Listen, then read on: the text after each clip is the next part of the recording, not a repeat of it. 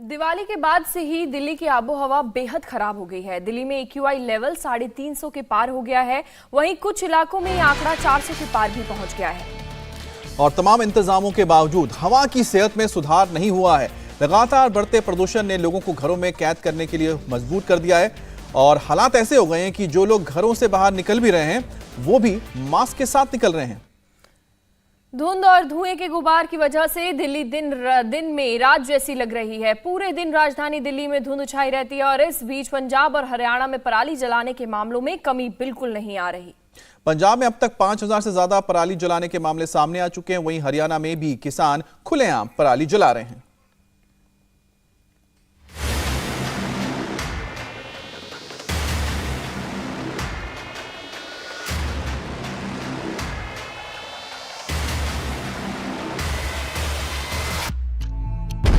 दिल्ली में दिवाली के बाद प्रदूषण विस्फोट।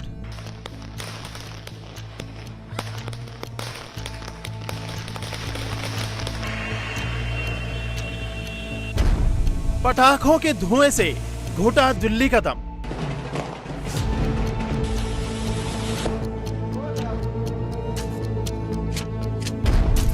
पराली ने बढ़ा दी दिल्ली की परेशानी।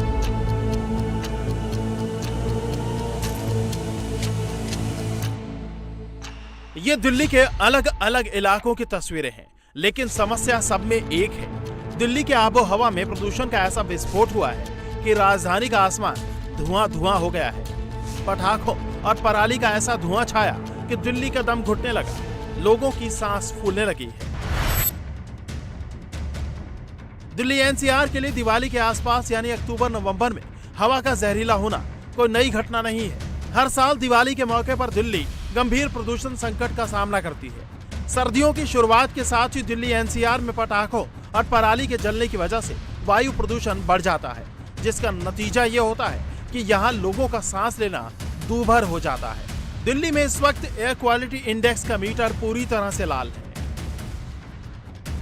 बहुत ज़्यादा पॉल्यूशन है और शाम को बहुत धुंधला दिखता है। सांस लेने में काफ़ी तकलीफ हो रही है 2-3 दिन से मेरे को, और भी कई जगह से शिकायत आ रही है पॉल्यूशन के लेकर। यहाँ भी मैंने शाम को धुंधला दिखाई दे रहा है। जिधर देखो उधर धुंधला दिखाई दे रहा है।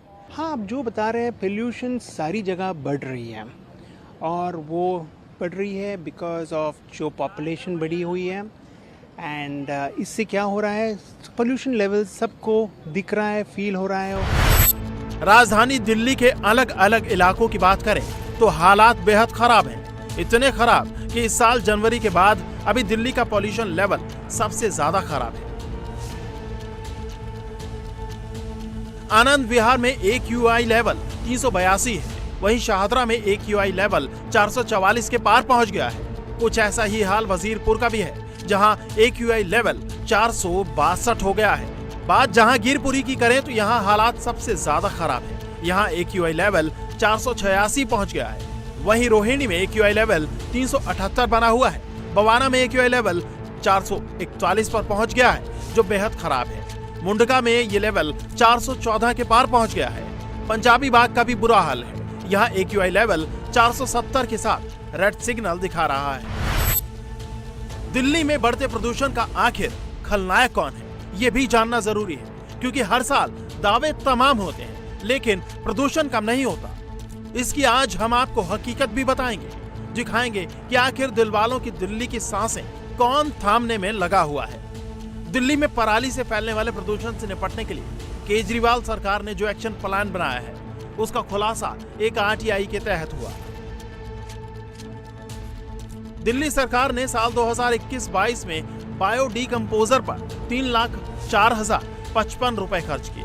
वहीं इस पैसे से दिल्ली के 645 किसानों को पराली खत्म करने में मदद मिली।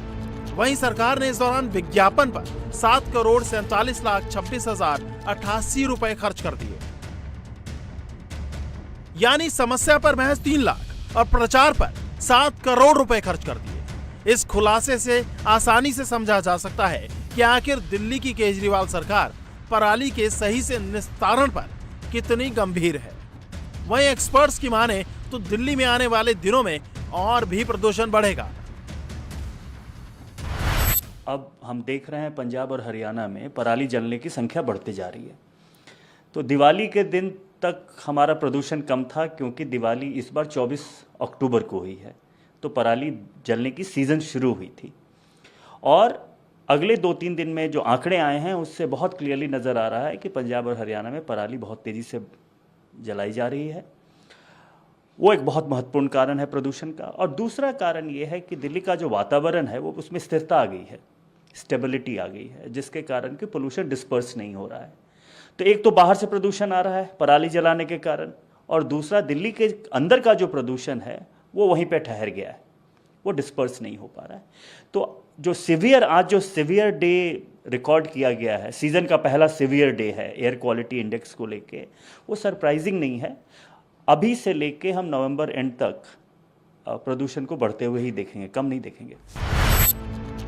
इस बीच पंजाब में पराली जलाने के अब तक 5000 से ज्यादा मामले सामने आ चुके हैं। वहां भी आम आदमी पार्टी की सरकार है, लेकिन पराली को लेकर भगवंत मान की सरकार कितनी गंभीर है, इसकी तस्दीक ये आंकड़े करते हैं। ऐसे में सवाल उठता है कि क्या दिल्ली में बढ़ते प्रदूषण के लिए आम आदमी पार्टी जिम्मेदार नहीं है?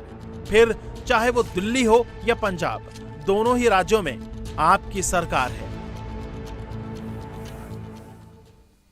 और दिल्ली में मैली यमुना में लोग आस्था का पर्व छठ मनाने को मजबूर हैं और दिल्ली के मुख्यमंत्री गुजरात में चुनाव प्रचार में बिजी हैं।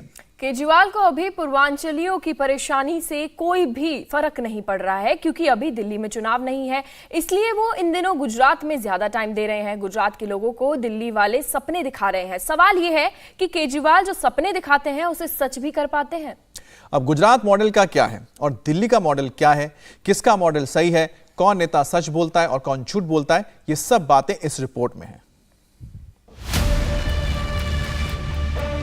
इधर यमुना में झाग है, केजरीवाल पर दाग है, उधर साबरमती साफ है। मोदी मॉडल इसीलिए तो खास है। साबरमती और यमुना गंदगी दोनों में थी। साबरमती तो स्वच्छ हो गई, यमुना जस की तस बनी रही। केजरीवाल पूछते हैं मोदी ने क्या किया। तस्वीरें आपके सामने हैं। मोदी ने जो कहा वो करके दिखाया, न बहाना मारा न देर लगाई। राज्य अलग, नदियों के नाम अलग, दोनों जगह नेता अलग, लेकिन नीति और नियत में फर्क जमीन आसमान का है। मोदी ने पूरे गुजरात को भी संभाला, साबरमती को भी निखारा। केजरीवाल ने दिल्ली में सिर्फ शोर मचाया, यमुना को भुलाया। यानी एक केजरीवाल है जो वादा करके भूल जाते हैं और एक मोदी हैं जो हर मिशन को पूरा करके अपने काम गिनाते हैं, देश को दिखाते हैं। ड्रेनेज का जो पोल्यूशन जो होता था वो कम्प्लीटली बंद कर दिया गया। कोई केमिकल लाइन जो है वो यहाँ पे नहीं आती है। इस वजह से जो नदी है वो पूरे साल साफ रहती है। और ये भी कोशिश की गई, लोगों को साथ में जोड़ा गया ताकि लोग भी जो कचरा फेंकते हैं नदी में वो भी कम हो। और उसका परिणाम ये है कि आज 12 महीने हमें ये नदी में साफ पानी बहता हुआ दिखता है। पूरा आप देख सकते हैं ब्यूटिफिकेशन इसका हुआ है। केजरीवाल ने क्या किया? उन्होंने तो सिर्फ माहौल बनाया। तस्वीरें देख लीजिए। दिल्ली में दाखिल होने से पहले यमुना कितनी साफ सुथरी दिखती है और दिल्ली में दाखिल होते ही कैसे यमुना का रंग काला पड़ जाता है। दिल्ली में गंदे नाले के समान दिखाई देने वाली यमुना नगर में कितनी साफ है, इसका पानी कितना क्रिस्टल क्लियर है, वो आप यहाँ पर तस्वीरों में देख सकते हैं। यकीन मानिए बिल्कुल ठंडा पानी और साफ सुथरा पानी यहाँ पर आपको यमुना में मिलेगा। और शायद दिल्ली वालों को यह जानकर हैरानी होगी कि यहाँ से महज 200 किलोमीटर दूर जाते ही यमुना जो है वो गंदे नाले में तब्दील हो जाती है। और यहाँ का जो पानी है बिल्कुल साफ सुथरा जो है पानी है। कल कल बहती यहाँ पर यमुना नदी जो है उसकी आप ध्वनि भी यहाँ पर सुन सकते हैं। एकदम जो उसकी बूंदें हैं वो हीरे के समान यहाँ पर चमक रही हैं। और दिल्ली में कई सरकारें आई, कई चली गई, लेकिन यमुना की स्थिति जस की तस बनी रही। कई वायदे हुए, वो वायदे जो थे वो फाइलों में गुम हो गए, धूल फांकते नजर आ रहे हैं। लेकिन ये तस्वीर आप देख सकते हैं, ये यमुनानगर की है। वजीराबाद में हम आपको इस वक्त उस जगह पर लेकर आए हैं जहां पर नजफगढ़ का नाला और यमुना नदी का संगम होता है। सबसे पहले हम आपको दिखाते हैं कि ये नजफगढ़ का नाला आखिर आ कहां से रहा है। ये मेरे पीछे जो आप बिल्कुल तेज फ्लो में आता हुआ पानी देख रहे हैं, ये कोई नदी नहीं है बल्कि ये एक नाला है जो कि नजफगढ़ से होता हुआ आकर यमुना नदी में मिल रहा है। और ये पूरा नाला देखिए कितने ज्यादा तेज फ्लो से बह रहा है। पिछले आधे घंटे से मैं यहाँ पर मौजूद हूँ और लगातार आधे घंटे के इसी तरीके के फ्लो से बह रहा है, क्योंकि जो यमुना जो नजफगढ़ की तरफ से नाला आता है उसमें जो पानी आता है उसका स्तर देखिए कि कितना ज्यादा गंदा है। ये देखिए बीच में काफी गंदी गंदी चीजें यहाँ पर तैर रही है। देखिए गंदगी किस तरीके से तैर रही है। ये कुछ थर्मोकोल की जैसी चीज है जो कि पानी में, जो कि आपको नाले में तैरती हुई दिखाई देगी। और इसी तरीके की गंदगी आपको इस पूरे नाले में दिखाई देगी जो कि लगातार बिल्कुल ही तेज बहाव से बह रहा है और जाकर सीधा यमुना नदी में मिल रहा है। केजरीवाल हर बार बहाने बनाते हैं। नेक्स्ट 5 इयर्स का राग अलापते हैं। 15 में कहा यमुना क्लीन कर देंगे।